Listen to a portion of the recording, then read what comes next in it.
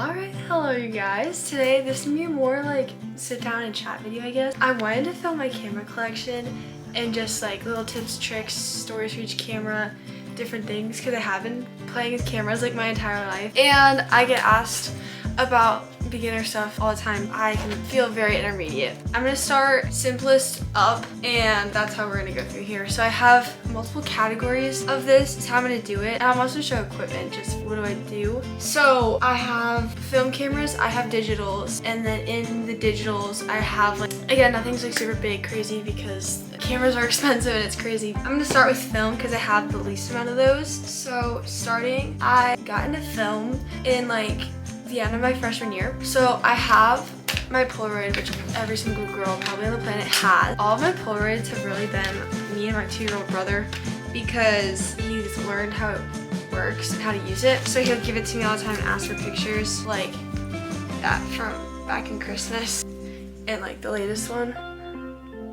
And then the other film I have, it's like cheapest you can get, 35mm film point and shoot. So it has a flash, which just turn on, turn off. The dial, you just load your own film, which I yet to be over successful with. This roll right now has 8 more pictures, and I have a roll to develop, so that could be a fun experiment. I told you I got into film. These are like hundreds of pictures from this camera and other disposables, which are super easy, nice for beginners because it's just point and shoot. Pretty much everything uses the flash.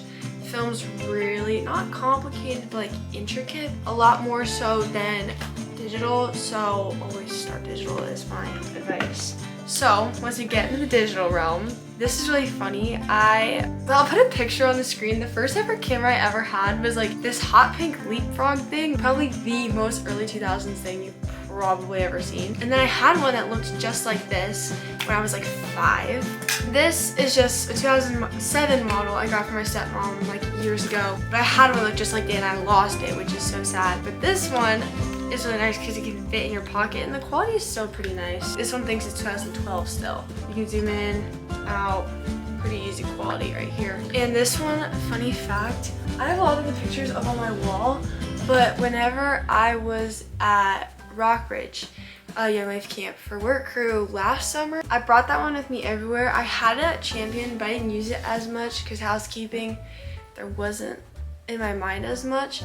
And we didn't have as much fun stuff. Everything you'd find was like clogged toilets, so nothing as funny to take pictures of. But that one I have pictures, I'll show you up on. There's different plates and stuff we'd find in the dining hall servers, and I just brought it with me everywhere. It's just a pocket camera, that's what I joke.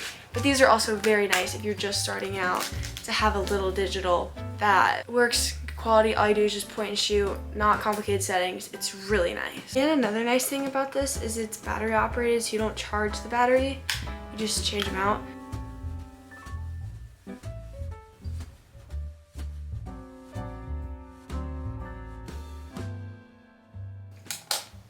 Alright, next, moving into my first like big camera I ever saved up for. This is also the only one I have, so first and only for probably a while, but this is the Canon Rebel T7. My sophomore year of high school, I worked my entire spring break to buy this because I decided to myself, like, that was it, I'm gonna jump into this more.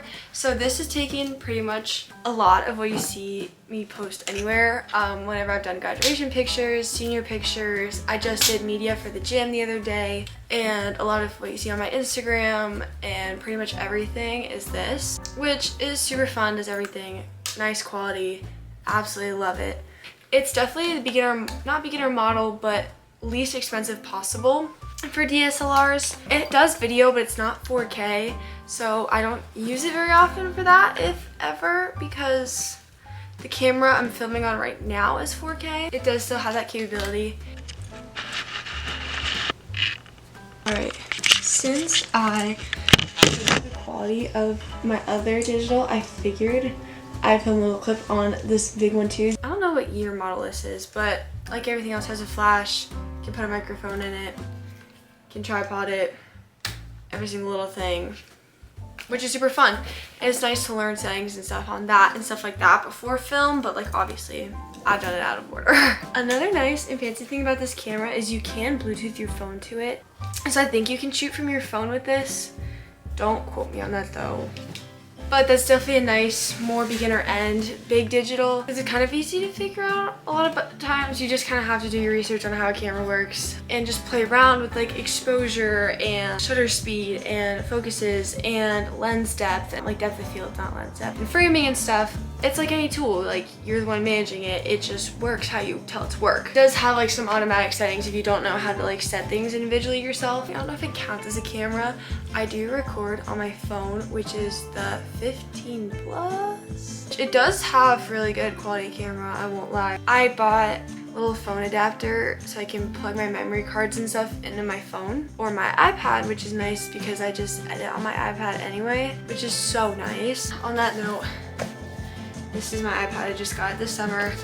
Saved up for a while for it because I knew I needed a computer or something after high school and like jumping into mission stuff. It was gonna be nice to have. This is really nice. I use Final Cut Pro for YouTube and Lightroom for pictures because I know people ask that a lot. Both those, Lightroom I use the free version so it doesn't use everything but it's just enough of what I need with like lighting, editing, color editing, and sometimes I add grain, but that's really it. And Final Cut Pro you do have to pay for, but it's so nice. And hot take, I like it better than Adobe because Adobe confuses me. And then last but most certainly not least, I switched over to my phone to film this part because I've been filming this whole video on this camera, but this is my little video camera. It's a Sony ZV-1F. I love, it has a little flip out screen. So like, you can like see yourself when you film a vlog camera, so it only does video, which is so nice. Shoots in 4K. Really nice quality. I don't mess with the settings too much. It kind of just automatically does what you need it to do. There's like zoom, slow-mo. I've obviously, if you watch the vlogs, you've seen I've accidentally recorded so much footage in slow-mo. Like landscape mode, all these different things you can play with, which is so nice. It's definitely a nice little, also pocket camera. It comes with a mic. All right, you guys, I hope you enjoyed this little sit-down video. It was just fun because I've gotten questions about cameras and stuff before, so I'm like, might as well do your research is my biggest advice. And yeah. Love you guys so much and hope to see you again soon.